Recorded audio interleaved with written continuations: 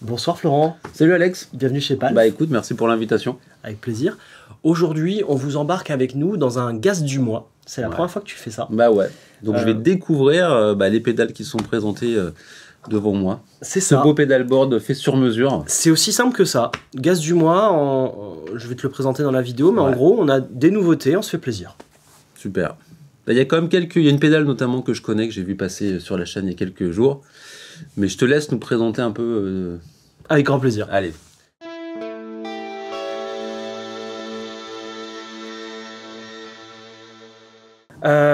Encore un mois, plein de belles choses. C'est un février-mars. Ça va être publié fin février, début mars. Voilà. Pour ceux qui débarquent sur le sujet, et c'est bien pour toi aussi que je le rappelle, en gros, c'est pas forcément ça vient de sortir parce qu'on n'arrive pas non plus à tout anticiper à la dernière minute, mais c'est toutes les choses qu'on a reçues récemment qui nous paraissent intéressantes à présenter. D'accord. Donc c'est ta sélection des nouveautés, entre guillemets, de l'actualité. C'est l'actualité, c'est aussi des partenaires qui nous aident à financer la chaîne, qui nous envoient des produits. Donc, il n'y a pas toutes les nouveautés, je ne peux pas non plus me permettre de tout mettre. Donc on va aussi, je le dis de manière transparente, privilégier ceux qui soutiennent la chaîne. Ça se comprend. Ça se comprend. Et là-dedans, par contre, on ne met pas des choses qu'on n'aime pas. Ça aussi quelque chose que je t'ai expliqué. Ça se comprend. Voilà. Ça se comprend. Donc c'est ce qui nous a plu et les personnes qui nous soutiennent. Donc c'est pour ça, grand merci à toutes les marques qui nous soutiennent. Et on va se faire plaisir aujourd'hui. Allez. Donc par quoi tu veux commencer là dans... C'est plutôt toi. Franchement, là, en général, on se fait le chaînage dans l'ordre. Bah ouais, c'est une bonne idée. Et on y va comme des... Voilà, on découvre quoi. La première, c'est celle qui est en haut à droite, si je me trompe pas. Alors ouais, notre Jean Régie adopte le chaînage en Z. Ok. Le chaînage en Z, il aime bien. C'est un réflexe qu'on a là avec les préparatifs du salon. Ouais. On veut toujours le jack de guitare accessible. Ouais, bah ça se comprend. Et le jack de sortie accessible. Ouais, bah pareil. Voilà. On est d'accord dans la philosophie du board. Donc le Z. Le Z, alors après ça va dépendre des bonhommes, hein. Ne faites pas tous du Z, ça dépend de vous. Par exemple, si tu es en live et que tu es quelqu'un qui joue beaucoup sur les overdrive, ça va pas forcément être pratique.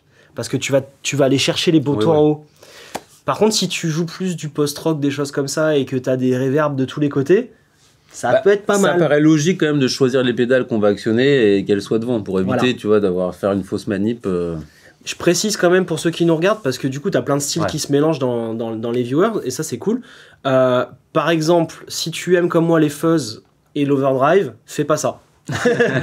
Ça va pas être pratique.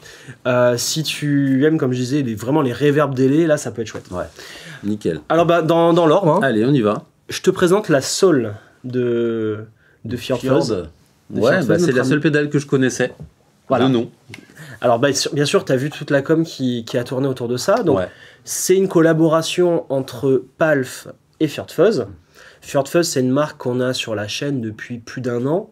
Dan, le créateur de cette chaîne, de cette marque, pardon, est quelqu'un de formidable, avec qui je m'entends très bien, et on a décidé de développer une pédale ensemble. Très bien. Alors, développer, j'ai pas fait d'électronique, je me suis mis la casquette Palf, j'ai juste dit, moi en tant que client, je veux ça.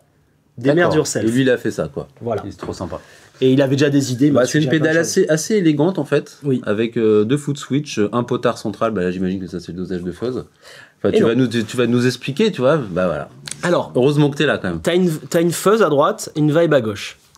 Là, c'est le bouton de volume de la fuzz. Ok. Basta. Ok. C'est tout. Donc t'as le volume, tiens, vas-y.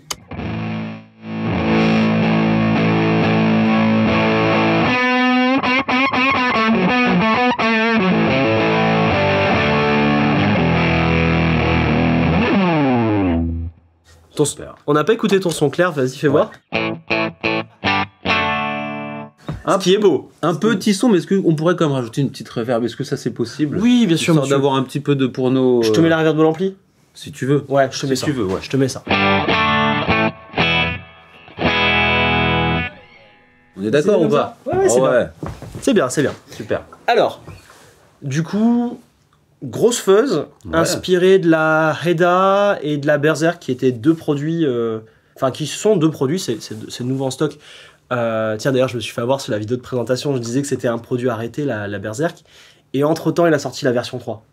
Bon, Alors. voilà. Pour ceux qui suivent les telenovelas, tout ça. Donc c'est une fuzz, si tu t'amuses au potard de volume, c'est très très chouette.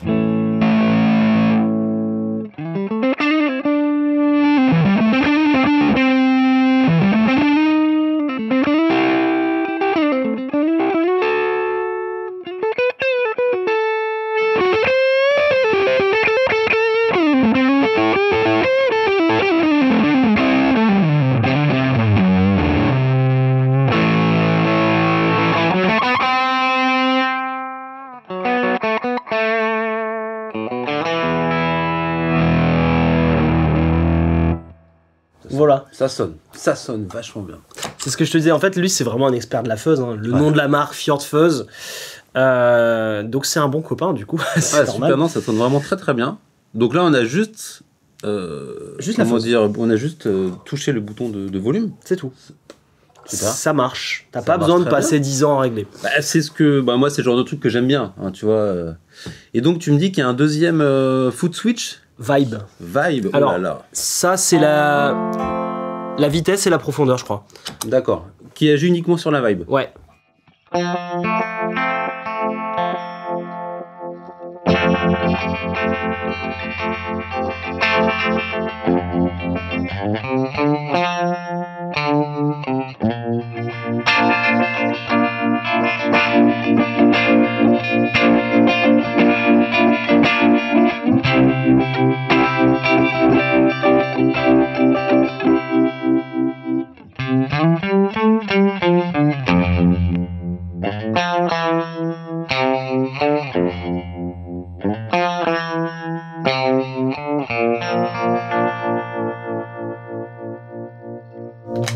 Voilà.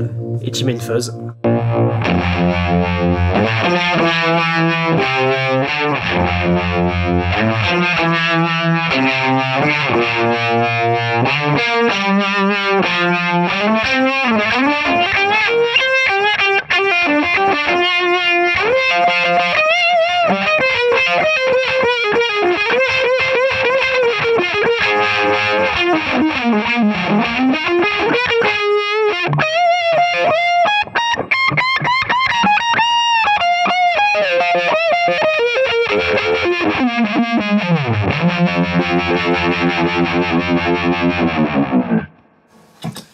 Ah, c'est pas mal.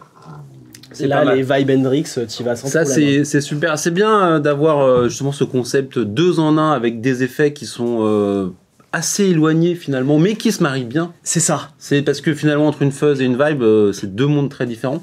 En revanche, En termes d'électronique, mais en termes d'inspiration sonore. ça se rejoint bien. Ça se rejoint ça. bien. Et donc, tu peux évidemment utiliser chaque effet de façon indépendante. Ça, c'est quand même pas mal. Ou en même temps. Ou en même temps, bien C'est sûr. toi qui choisis. Ça me fait penser à la Flint aussi. Oui, bien sûr. D'une autre marque, Strymon, Oui. qui combine à la fois une reverb et Et un trémolo. et un trémolo. Et effectivement, ça marche très bien aussi. Donc, Et très chouette. c'est l'idée justement, c'est qu'à un moment tu peux trouver des effets qui dans tous les cas vont marcher Ouais, ensemble. c'est ça. Et c'est très très bien réussi. Ça, on a besoin de ça en fait sur ce marché. Il faut trouver des combinaisons. C'est ça. Et puis à côté de ça, c'est aussi un gain de place sur ton board, donc c'est pas mal. Et C'est de pas mal. thunes, 229 €. 229 balles, ouais. Et pas c'est mal. une vraie vibe optique, pour un deux c'est dans un un. vrai fuzz. Pas mal du tout. Ouais. Voilà, t'as 2 effets pour le prix d'un quoi. Ouais, Pas mal. super. Ok, une autre nouveauté. Oh. La Warm ouais. Audio Warm Bender. Ouf. Alors ça, Bon. ça m'excite beaucoup. On a un peu compris la philosophie de la pédale. Voilà, je pense qu'il n'y a pas besoin de vous faire un dessin. Par la forme, le nom aussi nous donne quelques informations. Voilà. Super. Puis enfin ouais, moi je trouve que c'est super bien fait quoi. Ouais. Ça rappelle vachement le truc. Par rapport au poids, est-ce que j'imagine que c'est vachement plus léger que Je l'ai pas touché Newton encore, Bender original. Je l'ai pas touché, c'est Jean Rech qui a manipulé le truc, mais c'est fixé. Ah ouais, c'est le même type de. C'est un Hammerite, c'est du vrai boîtier moulé sur mesure. Alors, je t'ai dit, j'ai fait mes devoirs hier. J'ai fait mes devoirs.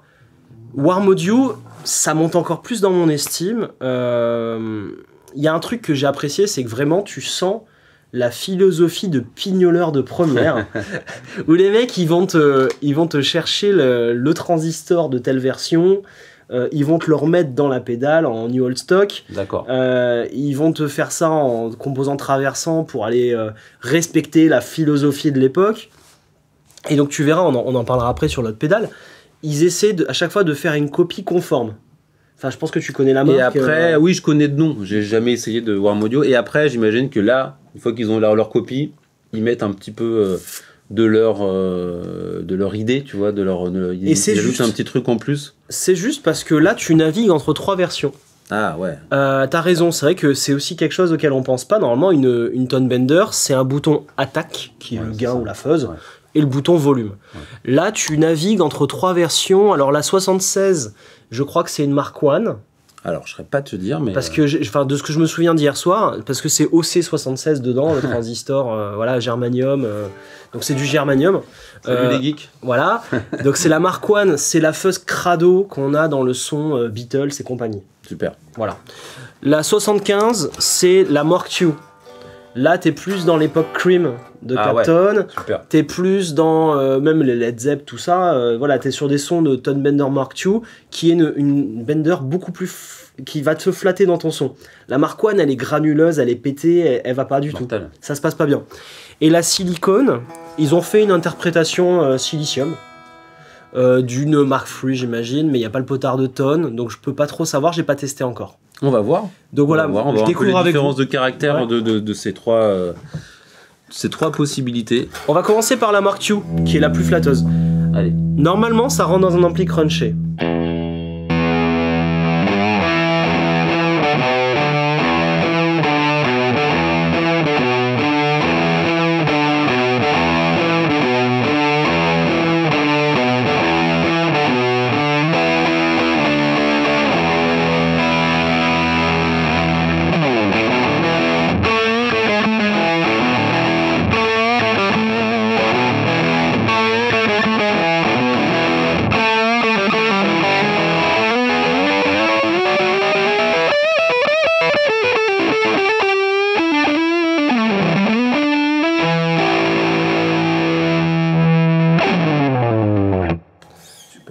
Moi, ça me parle. Hein.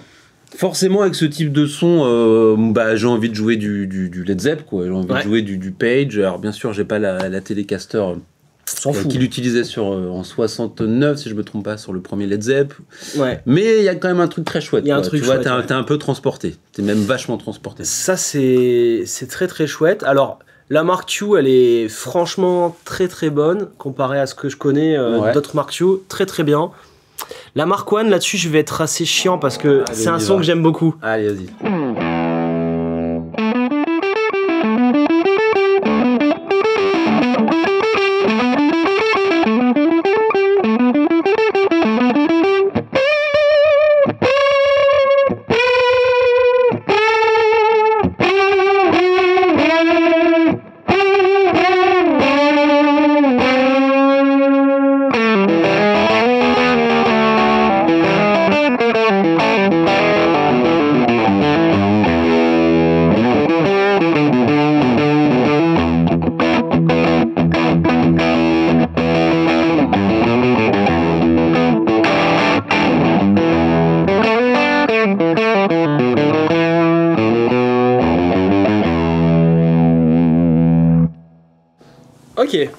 Ok, un peu plus, je dirais, ténébreux.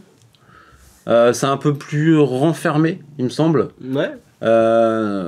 Mais c'est le son de la Mark I. C'est ça le son de la Mark I. En fait, j'ai eu du mal à le trouver. Il y a un truc qui est bien que j'ai pas cité, c'est qu'à l'arrière, ils ont mis un switch qui s'appelle le SAG. Ouais. Il permet de passer de 9 volts à 6 volts. Il y a que comme ça que je l'ai retrouvé. En sous-alimentant la pédale, tu retrouves le son Mark I. Ah ouais. Là, c'est un truc assez spé. C'est spécial, super. Ouais. Donc le son Mark I, pour moi, c'est ça. C'est que ça commence à granuler, ça gaieté. Je me suis un peu plus amusé avec la Formula B italienne Mark I, qui est un tout petit peu différente. Mais là, avec le SAG, en baissant un peu l'attaque, on est vraiment très très proche. Donc pour avoir ce côté un peu multi-bender, ça me rappelle le concept de la Hall Bender de Temco que tu as essayé hier. Tout à fait, ouais. C'est très très chouette. Alors la silicone, je sais pas vraiment ce que c'est, on va découvrir voir. Comme ça.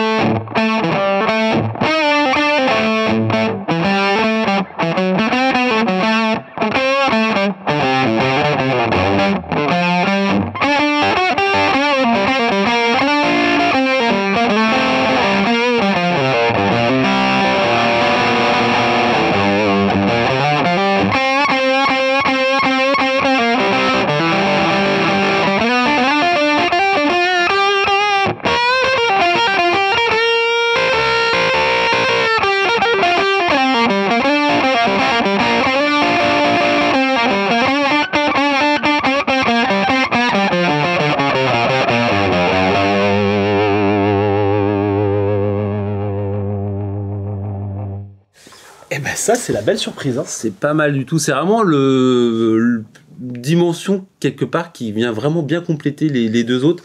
Ouais. On a un côté plus criard. Ouais. Il y a plus en termes de jeu, il y a un ressenti qui est plus aisé. C'est-à-dire que pour moi, je suis vachement plus transporté par rapport sur cette version-là que sur l'effet d'avant, qui était pour le coup un petit peu calfeutré, plus difficile et qui demande davantage de ressources de la part du guitariste. Donc il faut aller chercher le son. Et même quand tu vas chercher le son, tu as toujours l'impression d'être un peu en retrait. Donc c'est chouette. Hein. Là où le tout premier, justement, tu le mets, ça a été embarqué. Donc tu vois, ça roule, quoi, ça roule. J'ai l'impression entre les deux. Que tu es sur un... Bah ouais, j'ai l'impression que justement, c'est la version 1,5. Presque, ouais, limite. Et la 1,5, en fait, c'est la Fuzz Face. Ouais. Ah ouais, c'est ça. J'ai l'impression que c'est ça. C'est comme ça qu'ils l'appellent, la 1,5. Ah ouais, vraiment. C'est que ça marche bien. La Fuzz Face est apparue à un moment dans l'histoire et ils l'ont piqué aux US, quoi. Où ça a été développé en même temps, il y a des écrits. Bref, et il y a eu la 1 et la 2. Ouais. Et la 1,5, c'est la Fuzz Face. Ah ouais. Voilà. Pas mal. Très chouette. Est-ce que, cela dit, par rapport à ces réglages, c'est une façon aussi de se balader dans la temporalité de l'histoire du rock, de cet effet, ou pas forcément? Non, parce que la 2 est vraiment arrivée après. D'accord. La 2 est vraiment arrivée après, c'est plutôt début... je crois que c'est fin 60, début 70. Ça arrivait un petit peu après. C'est vraiment la 2 parce que ça arrivait après. Mais la 1,5, c'est parce que, officiellement, Tone Bender, ça a toujours été la Tone Bender. Ah oui, c'est ça. Ça n'a jamais été la 1, la 2, la 3, la 1,5. Enfin, c'est des geeks qui ont défini ça. C'était une recette qui marchait bien, qui est sortie et parfait, quoi. Et je crois qu'on en est même à la 4. Si tu vas demander à Maccaris, ils vendent encore la 4 de mémoire. Mettez-le en commentaire, de mémoire. Tu peux aller chercher la 4 chez Maccaris si tu as envie. Bon, bah nickel, hein. Très bien. Belle surprise. Alors après, qu'est-ce que ça peut bien être? On voit une lampe. C'est ça. Alors là, t'es sur une fuzz à lampe. Ok. Walrus Audio, une marque qu'on connaît bien pour ses reverbs, ses chorus, tout ce que tu veux.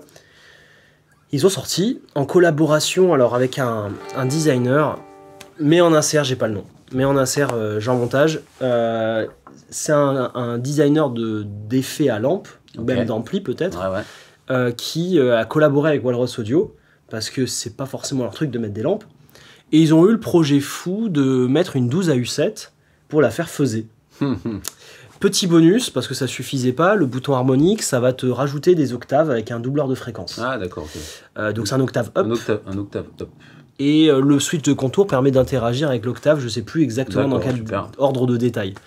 Donc normalement si je fais ça, ça va fuzzer.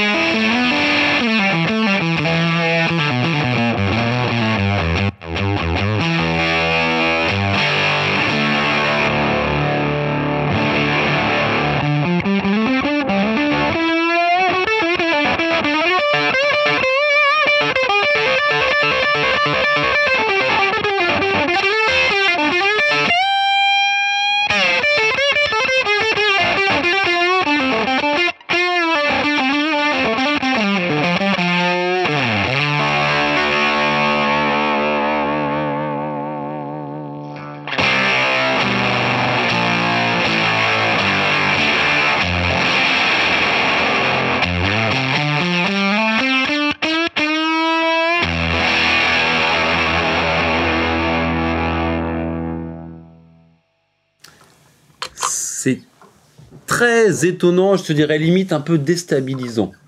Quand tu viens de ça, quand tu viens de quelque chose d'assez tradit, avec des repères sonores, je pense évidemment à Hendrix, à Led Zepp, à des gens comme ça, alors, tu sens que tu es dans quelque chose qui tend plus vers la création, vers... c'est autre chose, à partir de la fuzz.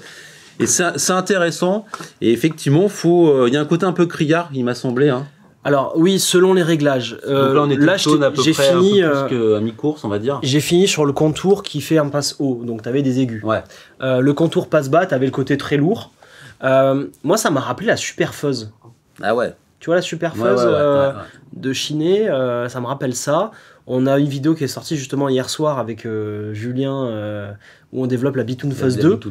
Ça me rappelle ça. Ça me rappelle un peu ça. Ouais. Donc, je vois pas comment ils ont fait ça avec juste une 12 AU7 parce qu'il faut au moins 4 transistors et une 12 AU7 t'as l'équivalent de 2 transistors, on va dire. Donc, il y a sûrement autre chose que la lampe. Et c'est sûr en fait, mais bon, on verra bien. Ouais, c'est intéressant. J'aime aussi ta réaction du fait d'avoir quelque chose de nouveau. Bah clairement, c'est intéressant sur une fuzz d'inventer quelque chose de nouveau. On est dans quelque chose qui sort du lot. Déjà, d'une part, le fait d'avoir une lampe dans une pédale, ça reste quand même assez marginal. Hein. La plupart c'est quand même loin d'être souvent le cas. Ouais. Donc je suis content. Et puis c'est intéressant, c'est étonnant parce qu'à côté de ça, c'est une pédale qui, en termes de design, parce que tu en parlais tout petit peu plus tôt, c'est une pédale assez sobre, assez élégante. Et c'est beau le mat comme ça sur le noir, c'est très beau. Ouais, tout à fait. Tu as la version rouge aussi. Que personnellement. C'est la même, c'est ça? Ouais, la même pédale, juste en rouge. Okay. Je trouve ça un peu moins joli, le rouge tapant. Personnellement, moi j'aime bien le noir mat comme ça là. Ouais, c'est élégant. J'ai l'impression d'avoir une voiture de kéké noir mat. C'est pas grave, vous avez le droit d'avoir la voiture de kéké noir mat. Bien sûr. Vous avez le droit. Ça marche bien. Ok. Ben chouette découverte. Je veux bien en remettre un petit coup, allez, si tu veux bien. Avec plaisir.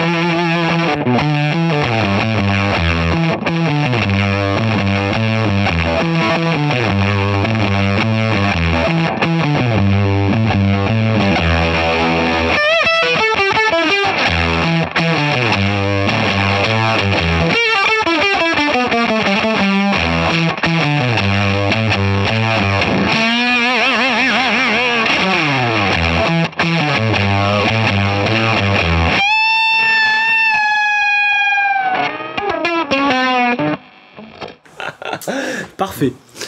Merci Flo. Intéressant, et là du coup on a pu comparer un peu les deux sonorités c'est ce que je voulais entendre. Vraiment donc je pense que quand t'es en mode passe-bas, c'est bien d'aller taper les bas comme tu faisais. Ouais.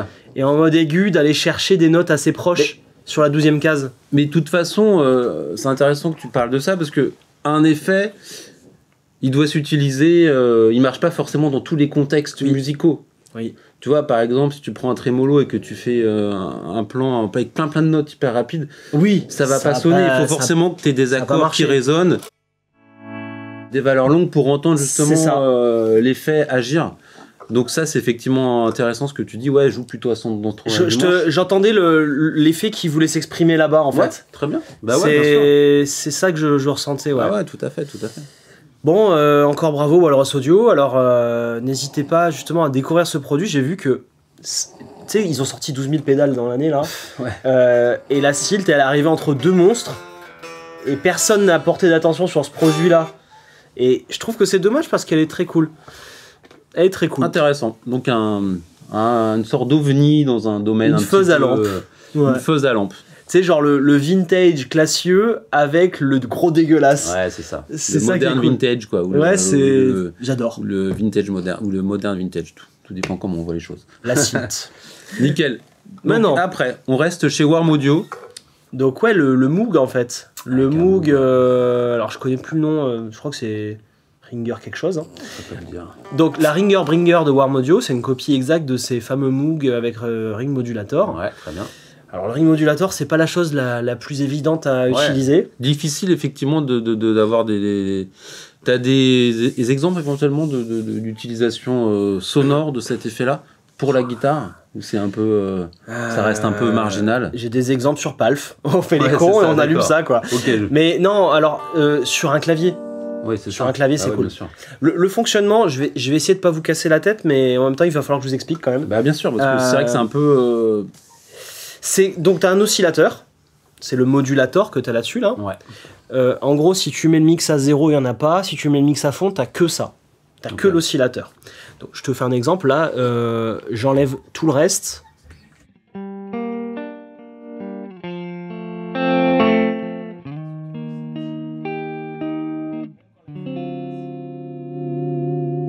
Teinte l'ampli depuis tout à l'heure.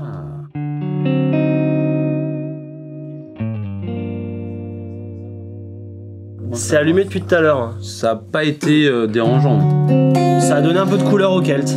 Ça teinte dans quel sens? Bah écoute.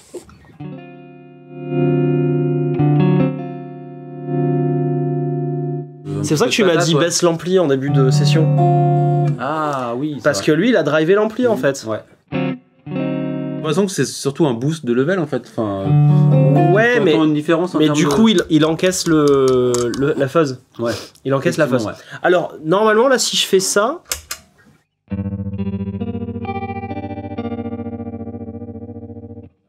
Alors, donc ça, t'entends que la modulation. T'entends que la modulation. Et qui est donc une fréquence variable, hein, entre...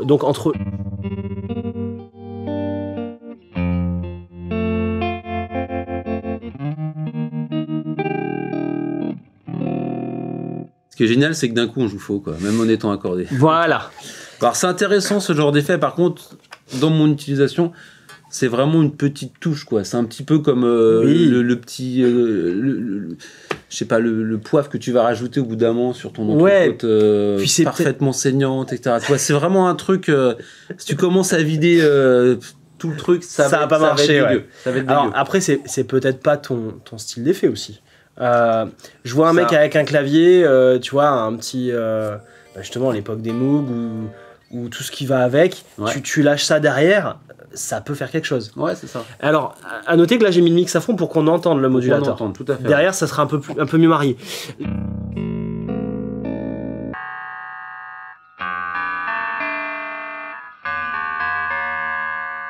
Donc là, du coup, ça... Là, ça a doublé les fréquences, même plus. En fait, t'es passé... Avant, t'étais de 0,6 à 80 Hz. Maintenant, t'es de 30 à 4 kHz. Ah ouais. Donc là, ce que t'entends, c'est du 1 kHz à peu près. Ok. Attention, c'est pas un sinus pur, c'est une fréquence qui va être modulée selon ce que faisait Moog à l'époque. D'accord. Donc t'as une couleur en fait, et c'est ça qui est beau. Maintenant, je vais te baisser le mix.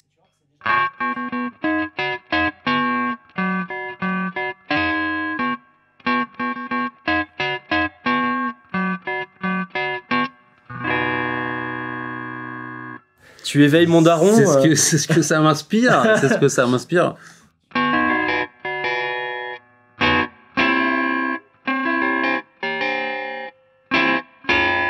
Toi, les matchs de hockey de la NHL, c'est à peu près ça. Et puis tu peux aller plus loin, aller dans les Mario et tout, quoi. Ouais. Tu vois? Tout à fait. C'est pas ce qu'on a l'habitude de faire. Non, c'est ça. Donc c'est... son de cloche, on dirait. À Strasbourg, là, d'un coup. Ouais.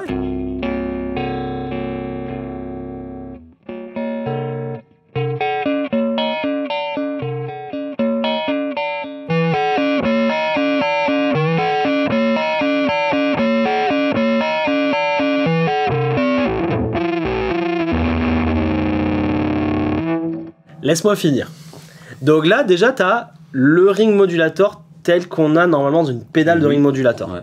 Maintenant, ce qui est cool dans cette pédale, c'est que tu peux venir la moduler. Ah, vas-y, explique-nous un peu comment on arrive à... C'est un pitch. Là, ce que tu entends, c'est un pitch fixe. Tu vas pouvoir le moduler avec la LFO. Donc, par exemple, là, si je te module à donf... Là, t'as la fuzz d'enclencher? Ouais, je l'enlève. Attends, réagis pas tout de suite. Réagis pas tout de suite. Vas-y. Je t'explique. Donc là, je suis venu moduler la fréquence. Ok. À chaque fois, fais gaffe, je te donne vraiment des réglages extrêmes. Ouais, bien sûr. Pour qu'on entende bien ce que je t'explique. Pour qu'on entende, évidemment. Ça, mais c'est pas comme ça que tu vas le régler. Maintenant, vas-y, joue.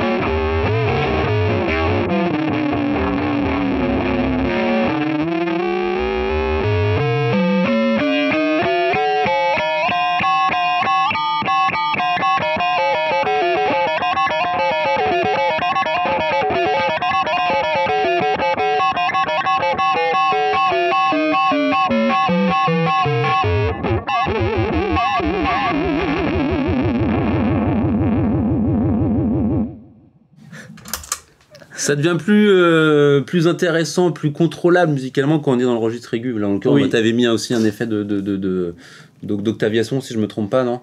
En fait, j'ai bougé le pitch en permanence. Ah ouais. Et c'est ça qui est cool avec cette pédale, c'est que tu es sur un... Attends, c'est peut-être la fuzz. Voilà. Tu es sur un ring modulator qui est ensuite modulé. D'accord. Chose que tu peux retrouver aussi chez Dr Scientist. On avait fait la thèse de la Freak. Ok. Mais en mode orthographié, style, t'es complètement fou, quoi. Donc voilà. C'est un effet qu'on n'a pas l'habitude d'utiliser. Non, en tant que guitariste. C'est un effet qu'on voit rarement sur les boards. Voilà. Néanmoins, je trouve que quand tu commences à faire des musiques de film, quand tu commences à taper des gros délires, ouais, c'est ça. Côté sous acide, etc. Oui. Qui nous arrive évidemment tous les jours. Hier soir, on a fait ça, voilà, normal, la base. Non, pizza. C'est ça de venir à Nice. Hein. Une pizza et au lit.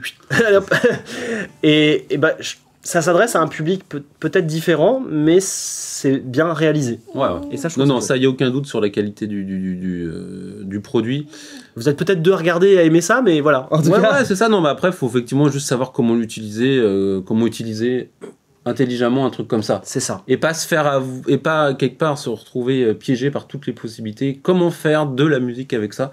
Comment utiliser cet outil sonore et en faire quelque chose qui soit encore une fois utilisable dans un contexte musical. Je vous le souhaite. Ça, c'est ça qui est difficile. C'est là où est le challenge et quelque part aussi l'intérêt pour les musiciens aventureux. Effectivement, c'est une pédale qui a un potentiel assez dingo. Voilà, mais on est vraiment plus dans la... En fait, disons que pour moi, c'est une pédale qui fait oublier que j'ai une guitare entre les mains. Oui. Tu vois, en fait, c'est qu'avec ça, je peux pas faire de guitare. Ah, tu l'as laissé à la maison. Donc, mais j'ai une guitare quand même, tu vois. Donc finalement, je vais pouvoir faire une note par-ci par-là, des notes tenues, mais je vais pas pouvoir faire de guitare, je vais pas pouvoir faire mes bends. Ça va être autre chose parce que le son va être tellement transformé. Et donc, c'est à prendre en compte, évidemment. Et puis, moi, je connais des guitaristes extrêmement talentueux. Je suis sûr qu'ils s'amuseraient avec grand plaisir sur ce type de produit-là. Voilà. T'as déjà essayé des guitares synthé ou pas? Tu sais, les effets de guitare synthé? Non, jamais. C'est marrant aussi, ça. Non, jamais. Tu te branches et d'un seul coup, t'envoies un gros passage. Ah ouais, bah, c'est sympa. Vorse, je pense, si je me trompe pas, à la Notesvorce, il y avait ce genre d'instrument. Mais même au niveau du son, c'est quand même une sonorité très particulière. Ouais. Très particulière. Bon. Allez, on retourne dans notre époque un peu plus vintage. Allez. La Overla de Drunk Beaver. Donc, Drunk Beaver, c'est un collègue. C'est un Ukrainien qui bosse en Pologne maintenant, avec tout ce qui s'est passé. On est à l'Est, quoi. Voilà, on est à l'Est. Qui s'appelle Vitali, avec qui je m'entends bien, on bosse beaucoup ensemble. Et il a développé la Rangemaster ultime sur le papier. Ah ouais, ok. Alors, une Rangemaster, faut savoir un truc, pour pas vous faire couillonner. Il faut un transistor germanium avec beaucoup de gains. Le plus il y a de gains, le mieux c'est. C'est comme ça que ça va sonner. Sachant qu'on peut feinter le gain en chauffant le transistor. Ok. Voilà. Donc il faut qu'il y ait beaucoup de gains dans un pays froid, la Pologne. Excellent. Voilà. Excellent. Voilà, ça c'est important. Ensuite, il faut qu'il n'y ait pas beaucoup de courant de fuite, sinon ça fait du bruit. Tout ça, il nous l'a vendu tel quel. Il m'a dit, c'est ça. Et toi je lui fais confiance. Je vais lui faire confiance à Vitaly. Voilà, c'est un mec bien, il n'y a pas de raison. Deuxième chose, on avait sorti chez FX Teacher il y a presque 2 ans, je crois, 1 an ou 2, non 1 an, la Germanium Boost, qui est aussi une Rangemaster. Ouais. On avait mis un simulateur de micro de guitare, je t'en ai parlé hier dans une autre vidéo, tout à fait. Parce que tu peux souvent vouloir mettre ton boost, treble booster, plus loin dans ta chaîne de son, pour aller éclater l'ampli, comme faisaient les vieux bonhommes, Brian dans les années, dans les années fin des années 60, je pense notamment à Rory Gallagher, si je ne me trompe pas. Rory Gallagher. Paul Person également faisait ça, pareil, je ne vais pas dire de bêtises, mais il me semble qu'une fois il m'en avait parlé. Voilà, c'est vraiment un truc... C'est un outil magique. Ouais, c'est pour ça. ces musiciens-là, c'est magique. Ouais, c'est ça. Le son vient de la guitare, de l'ampli, j'ai besoin de ça pour donner la petite touche de fin. Ouais, tout à fait. Donc là, on teste sur un ampli clean, on est sur le Axel Bauer. C'est pas là où on va faire sortir le meilleur du potentiel. Faut garder ça en tête. À la base, ça se fait sur, par exemple, ton Vox poussé à fond. Ouais, c'est ça. Tu mets ça, et une fois que tu as tout donné le maximum du Vox, tu vas donner un petit peu plus grâce à ça. Ouais, c'est ça. Voilà. Tu vas rajouter notamment des aigus pour avoir un côté un petit peu plus transperçant, si je puis dire.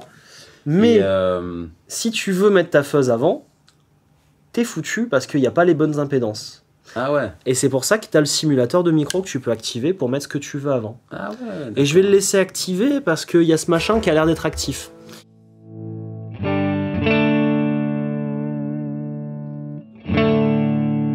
Attends, je finis de te présenter le truc. Allez. Et dernière chose, il s'est chauffé.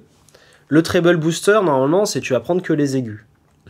Il a essayé de faire un potard de range, on va voir ce que ça va donner, où tu peux avoir toutes les fréquences ou que les aigus. Ah, d'accord. Il va te filtrer de manière adaptive. Donc, c'est-à-dire que ça enlève progressivement ce qui est avant les aigus. Donc, les basses. Ouais, il te les enlève progressivement. D'accord. Ça te permet peut-être d'avoir un truc un peu plus costaud si t'aimes bien. D'accord, ouais. Et dernier truc, ce que tu vois défiler là, c'est le bias du transistor. Alors, ça va entre 2,27 et 0,60. Ok, intéressant. On va se mettre au milieu et on verra bien ce que... Je te fais confiance que je n'ai toujours pas compris ce qu'était le bias. Alors le bias... Je laisse ça aux spécialistes. C'est rien de magique, c'est juste la tension de fonctionnement. Donc, oui, t'as raison, c'est peut-être magique. Comme ça... C'est plus clair. En fait, il n'y a pas de... Ce que je veux dire par là, c'est qu'il n'y a pas de magie, il n'y a pas de vaudou, c'est juste... on te dit sur une spec, faut que tu le règles comme ça, bah tu le règles comme ça. D'accord. Voilà, c'est tout. Le bias, à la base, c'est quelque chose que t'es pas censé toucher. Ouais, c'est vraiment un truc de spécialiste. Enfin, moi, quand on entend parler de bias, c'est rapport à un ampli. Et bien souvent, c'est genre faites faire ça, ce genre de réglage par un mec qui sait ce qu'il va faire. Pourquoi ? C'est parce que normalement, tu te branches, tu mesures, et c'est avec la mesure que tu dis voilà, le bias est bien réglé. D'accord. C'est pas un truc de guitariste où tu vas commencer à écouter, à faire pas mal. Non, tu vas mesurer avec des outils si c'est bien réglé. Et d'ailleurs, j'ai eu récemment un SAV sur FX Teacher avec la Fidmi. Le mec qui me dit putain, ça sonne plus très bien. En fait, il l'a renvoyé avec le bias complètement bougé. Ah ouais, d'accord. Donc du coup, il a bougé le bias. Bon, c'est pas grave, on lui a remis. Mais ça veut dire que tu as déréglé complètement le fonctionnement de la pédale. Ok. Et là, le bias, il te le met accessible avec quelque chose de très visuel. Je trouve ça cool d'avoir mis un 7 segments, c'est marrant. Sûrement parce que tu vas voir quand tu baisses le bias, donc quand tu le mets à 0 et quelques, quelque chose très velcro. Ouais. Et quand tu vas aller là, quelque chose moins fuzzy, mais plus booster, quoi. Intéressant. Donc c'est sur un seul transistor, c'est intéressant le bias. Alors on écoute ça.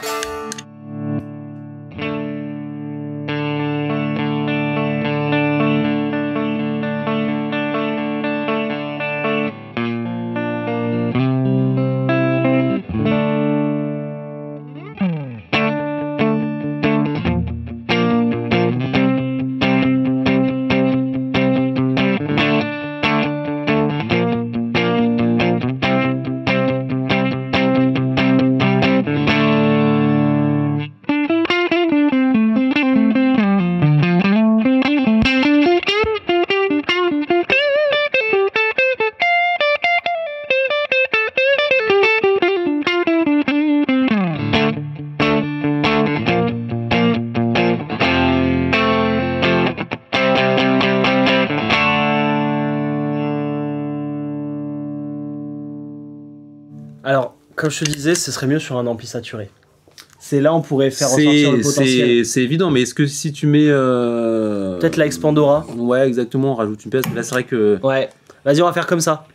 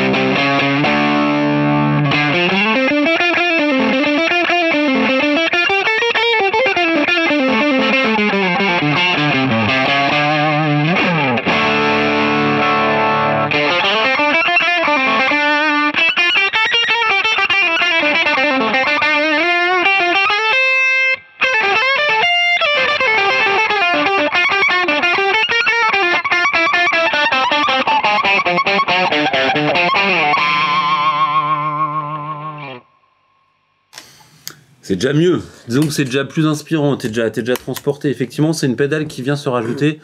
Faut déjà que t'aies quand même un grain. Voilà. Et après, ça va venir te le...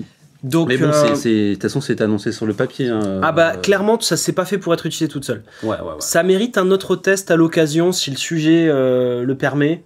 Tu vois, d'avoir le Mostro qui est derrière moi, tout à fait, un peu poussé, tout à fait, et de venir y mettre ça devant. Après, néanmoins, j'ai trouvé que toutes les fonctionnalités respectaient ce qui était promis, mais j'ai pas encore ressenti le grain. Ça reste assez subtil. Moi, en jouant, évidemment, j'ai bien quand t'actionnais, j'ai senti qu'il y avait une espèce de dynamique. Encore une fois, c'est quand même des guitares des pédales qui s'essayent pour ressentir un peu au niveau de l'attaque du jeu comment est-ce que ça peut transparaître. C'est ça. Et c'est vrai que c'est assez subtil. C'est assez subtil parce qu'on est comme sur une pédale avec 4 potards, un toggle switch et puis en plus un panneau au milieu là qui affiche la tension. Qui change. Bah, c'est parce que selon la température, tu vois bien que ça chauffe avec les lights. Exactement. Ton bias il va bouger. Ouais, c'est ça. Bon, oui, il faut savoir que Drunk Beaver, c'est une marque, on va dire, de geek. Hein. Ouais. T'as toujours plein de réglages parce qu'il va te donner toutes les clés du studio. Moi, je trouve ça chouette. Ouais. Alors, très beau joujou. Elle mérite un autre essai dans un épisode qui sera adapté. Ouais, c'est ça. Ce sera chouette. Ok, la Volume Commander de Morley. Alors là, on est sur quelque chose, encore une fois, un outil du musicien. Ah. Morley, c'est une marque qui est quand même assez vieille. Bah ouais. Il y a les Wah chez Morley qui sont bien quand même sûr, très le connus. modèle Vai, il y a la Badorsi de Steve Vai. Voilà, la Badorsi. Ils ont cette image, on va dire, de marque qui va s'adapter aux besoins du musicien en donnant des solutions techniques. Je trouve. Ouais. Ils ont créé des Wah avec des pads un peu particuliers pour s'amuser à répondre, par exemple, le auto-return. Tu vois, que ça revienne. Ouais, ça c'est une bonne idée. Ouais. Voilà, le fait d'avoir... Je crois que c'est eux qui avaient commencé à foutre de l'optique dans leur Wah. Je sais plus quel mécanisme ils utilisent, mais ils se sont un peu chauffés pour trouver d'autres idées. Et là, quand je voyais le marketing de ce truc-là, l'idée, c'est pas d'avoir une pédale, elle va te faire rêver, c'est un overdrive transparent, machin. C'est plutôt d'avoir un super utilitaire qui va te permettre d'exploiter ce que tu as déjà. Je m'explique. Tu as 2 canaux, activables indépendamment, où à chaque fois tu as un potard de volume. L'idée, c'est par exemple, si tu passes de ta Strat à ta Les Paul, de compenser les histoires de volume. Ah ouais, intéressant. Si tes micros, là, ils sont un peu aigus, mais que les autres, ils sont un peu lourds, tu peux rendre ça bright ou warm. D'accord, ok. Si tu veux... C'est un canot A et un canot B quelque part. C'est une façon de voir cet outil-là. Dans l'idée, ouais. Et le cut, je sais plus, j'ai perdu la mémoire, c'est soit tu pètes les basses, soit les aigus.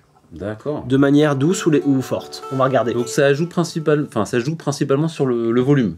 Ça va jouer sur ça va pas forcément la guitare. Ajouter un caractère forcément très marqué. On est dans quelque chose d'assez subtil. Volume, tonalité.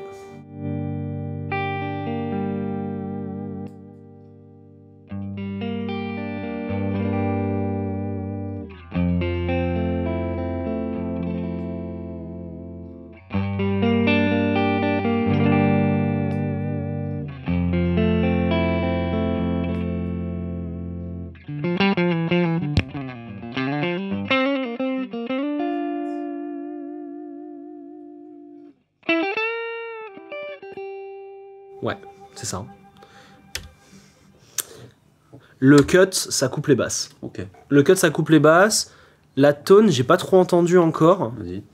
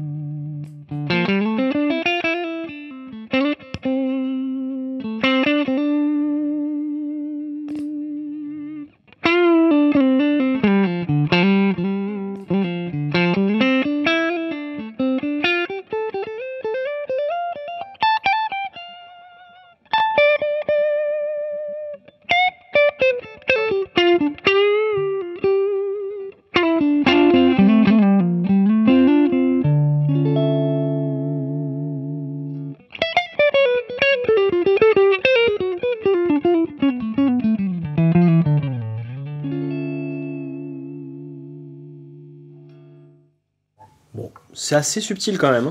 Assez subtil. On sent que c'est vraiment un outil de musicien pro.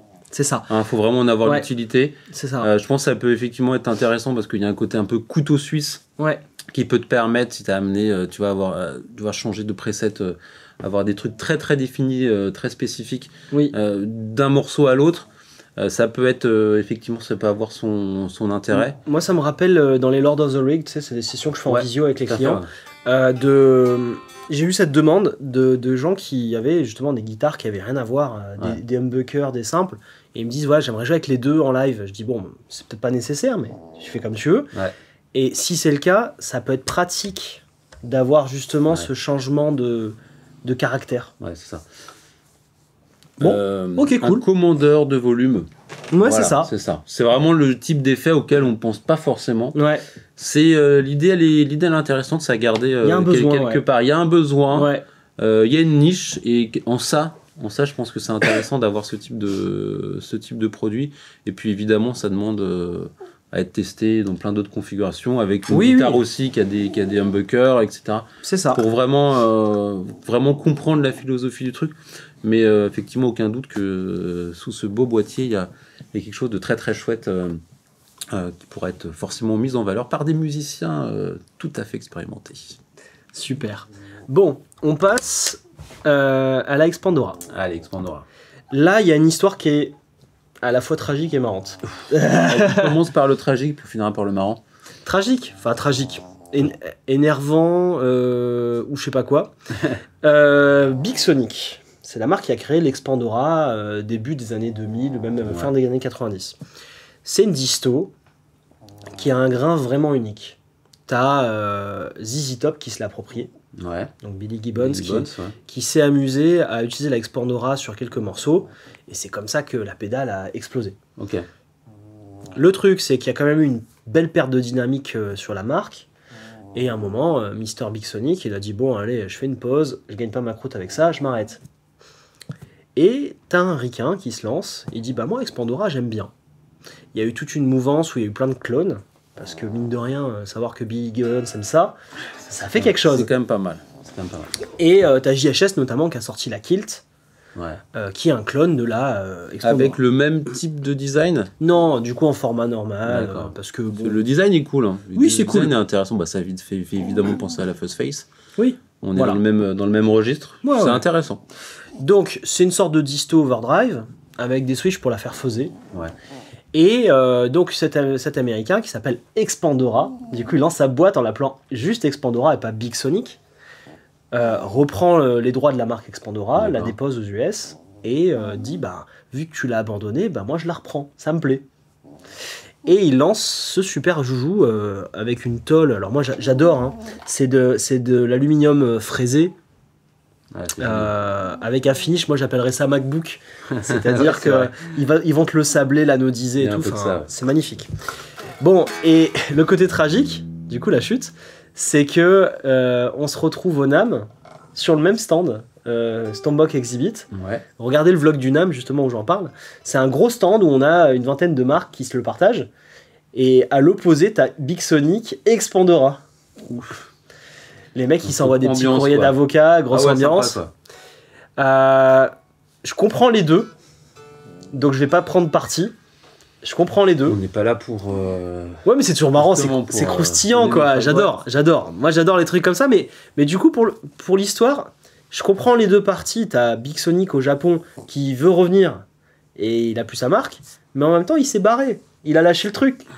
Et dans le droit de marque, en fait, t'as le droit de faire ça, quoi. C'est ça, c'est son truc qui a été vendu, a été racheté en toute légalité. Tu vois, c'est... Je veux dire, tant pis, hein. Tant pis. Hein. Donc, tant pis, mon loulou. Et Expandora, le mec qui gère ça, il est cool. Il a plein de modèles différents avec plein de puces pignoles. Alors, il va se branler sur celle-là, l'Enos de... Il y a un point blanc sur la puce. Là, il n'y a pas de point blanc. Voilà. Donc là, si vous êtes des gros pignoleurs, on y est. Et on va s'écouter ça. Allez, vas-y.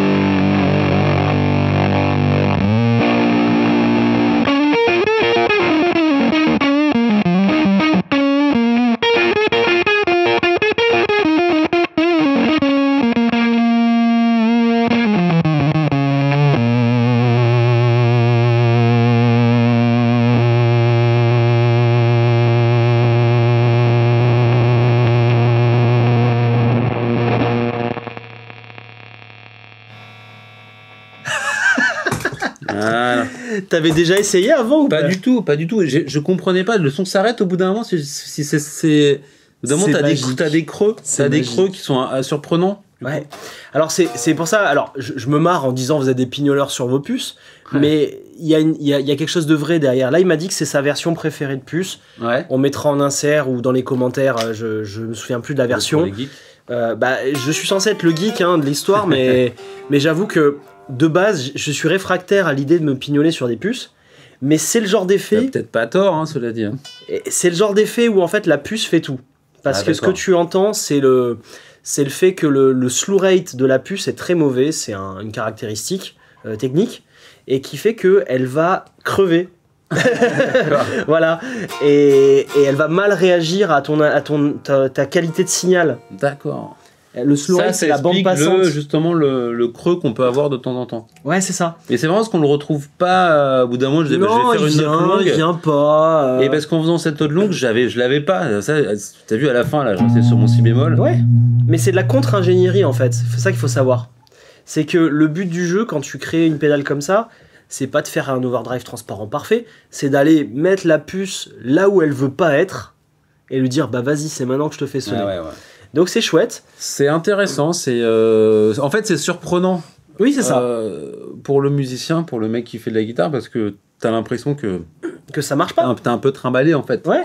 Et il y a le côté sag en fait, que t'as sur un ampli avec un variac ou quoi en train de crever. Et je trouve ça ouf. Donc c'est ça le côté fuzz de la pédale. Après, je sais pas si t'as remarqué, t'as un côté disto aussi qui est assez lisse. Quand tu baisses les switches là, t'as...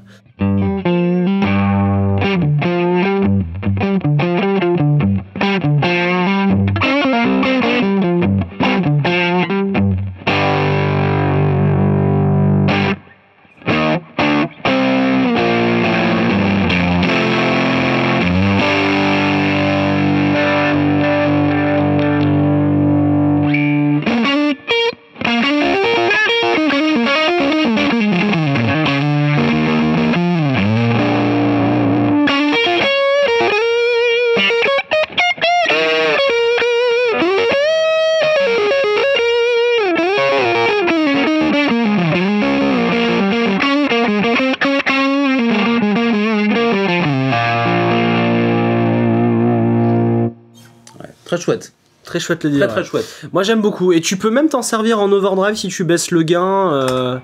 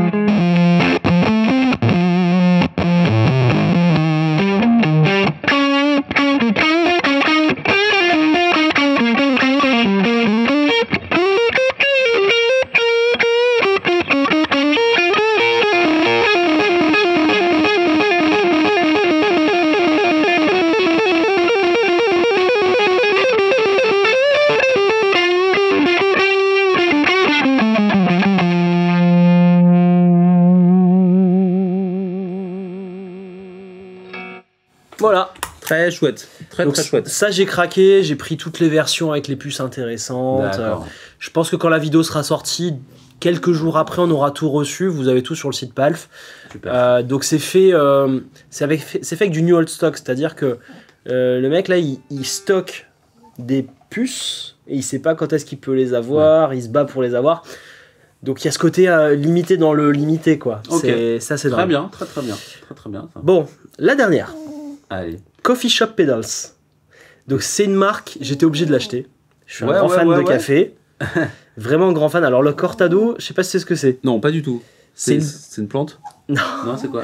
Alors oui, il t'a fait un dessin de fleurs. Mais en gros, c'est une boisson à base de café où tu vas doser moitié café, moitié micro-mousse de lait d'avoine.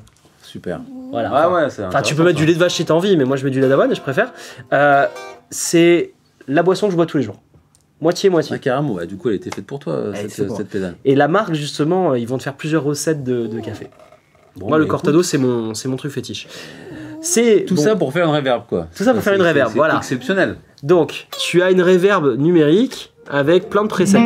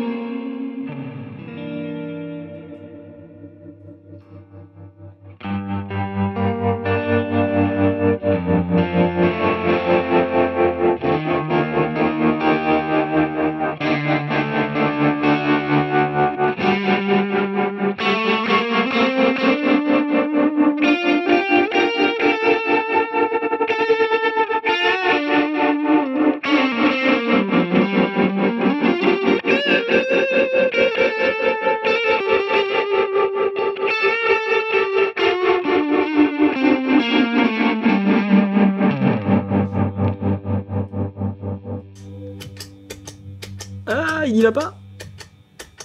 Attends, bah, je vais le faire comme ça. Et le shimmer.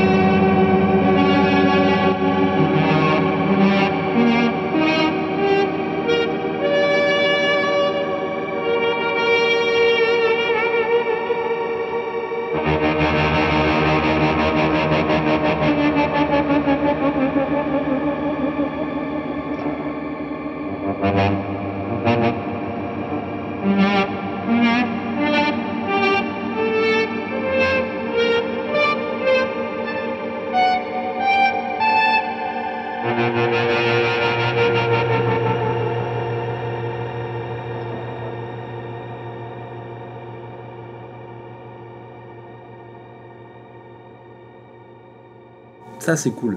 Ça, c'est intéressant. Là, t'as moyen de te marrer. Là, je me suis marré.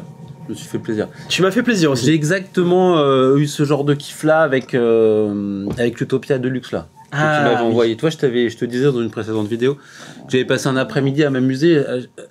Voilà, là, il y a un truc très cool. Il y a des réglages qui te donnent des idées. Moi, j'aime bien ce côté, tu vois, où tu vas un peu créer avec, tu vois, des sons qui viennent comme ça, qui sont amenés... tu vois, avec le fait d'avoir des traînées comme ça t'offre des...